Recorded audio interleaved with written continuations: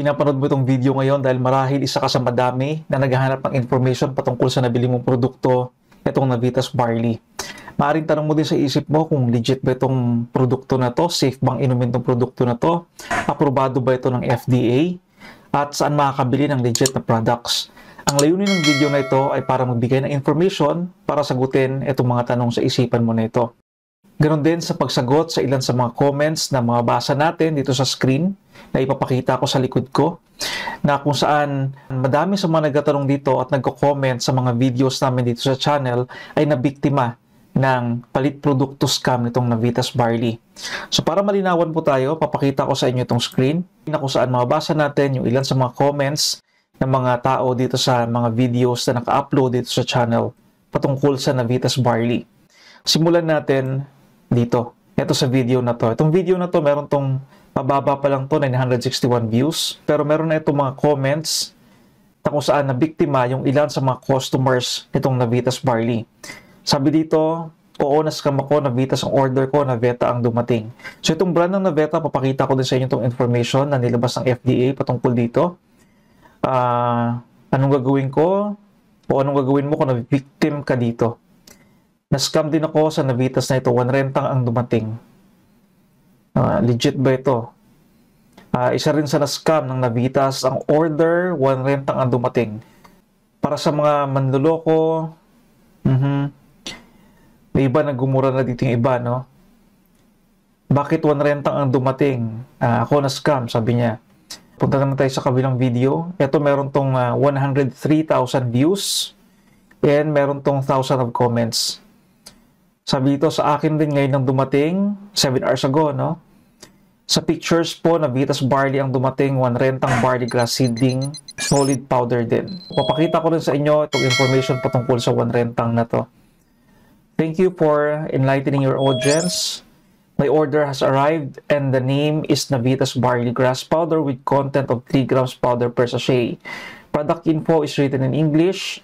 Production and country of origin is from China. After hearing it from you, I've decided not to give it to my husband. Sayang nga lang ang 1,200 dahil di naman napupulot ang pera. So sabi ni Ma'am Noemi, bumili po ako ng legit ad ng Navitas pero dumating sa akin Naveta. Saan po makakabili ng Navitas para sigurado o original Navitas? Sagutin din po natin to. Yan, naka-order sa ads ni Doc Willie, ang Navita po, dumating hindi Navitas. Yan, China, mahilig mameke. So madaming comment dito. No? Hindi ko na basahin yung iba kasi yung iba nagbumura sa galit. No? Nanggagalaiti sila dahil na-scam sila. Iba-iba po yung presyo. Nagsimula sa 999, 1,290, 1,390 to 1,900 something. So, yan yung mga presyo na niligay nila dito. Yan, ganyan na-receive. Sayang, mahal pa naman. 1 rentang, bakit ganon? So, marami dito, no, na nagsisisi dahil sa nag-decide silang bumili online. Kaya kung mabasa nyo po dito sa mga videos, para makita nyo po itong mga video na to, pindutin nyo lang itong logo na to ng My Barley Store. Yan. So pagkapindot nyo, pupunta kayo dito sa channel, then pindutin mo lang po itong videos. Ito makikita yung videos na to.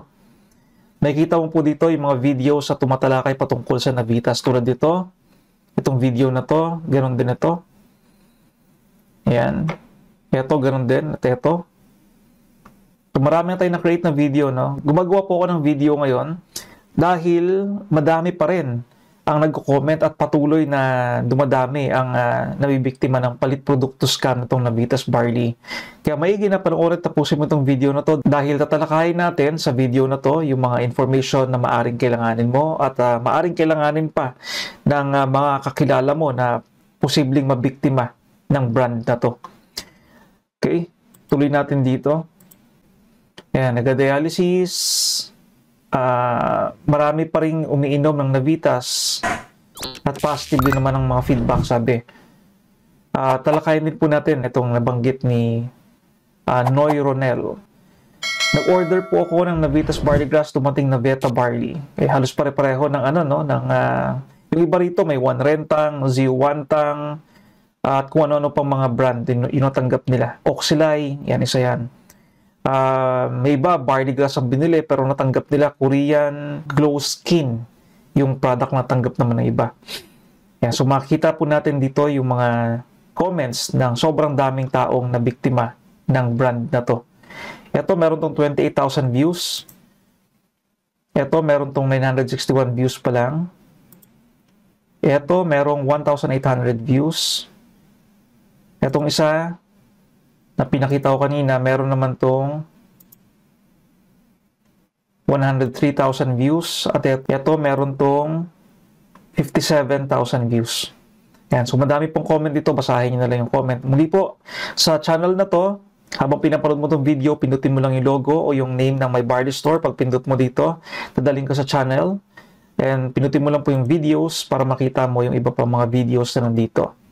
Alright, so sagutin natin isa-isa yan.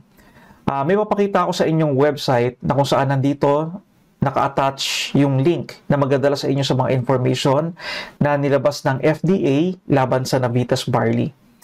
Ang website address po nito ay mysante.info/FDA-VS-Navitas-Barley. So makikita natin dito yung mga link na magdadala sa inyo patungkol dito sa ayan. Itong nakikita nyo sa likod. Public health warning ng FDA laban sa Navitas and yung palit produkto scam na ginagawa nila na kung saan pag umorder ka ng Navitas ay 1 rentang barley ang matanggap mo or Naveta barley and Nayutas barley. Ito bago lang tong brand na to. Halos October, November lang lumabas to. Ito yung ginagamit nila pampalit sa produkto na instead na Navitas barley ang binili mo, ito yung natanggap ng karamihan. Ito mga brand na to. Yan, so may mga link po dito. Pinutin nyo lang itong mga link na to para dalhin kayo sa website ng FDA at kayo po mismo makagawa ng research. Ito po yung nilabas ng information tungkol dito. And may video din po ako dito na nilabas dito rin sa YouTube na pagka pinindot mo itong play, ito, mapanood mo to direct dito. Or, pwede mong pinutin itong link na to para mabuksan mo sa YouTube app mo. Ngayon, kung tanong mo din kung meron bang legit na Navitas Barley, saan makakabili ng legit na Navitas Barley, safe pang inumin ang Navitas Barley, I recommend na panoorin mo po ng buo itong video na nakikita mo dito. Nang sa ganun po, mas malinawan tayo at masagot yung mga tanong sa isipan natin na to. Hanggang dito lang po muna itong topic natin patungkol sa Navitas Barley. Kung sakali meron kang katanungan, maaari mo i-post sa comment section para masagot po natin yung mga tanong na yon. Maraming salamat po sa oras mo. I'm just Lorke. Hanggang sa muli. Paalam pansamantala.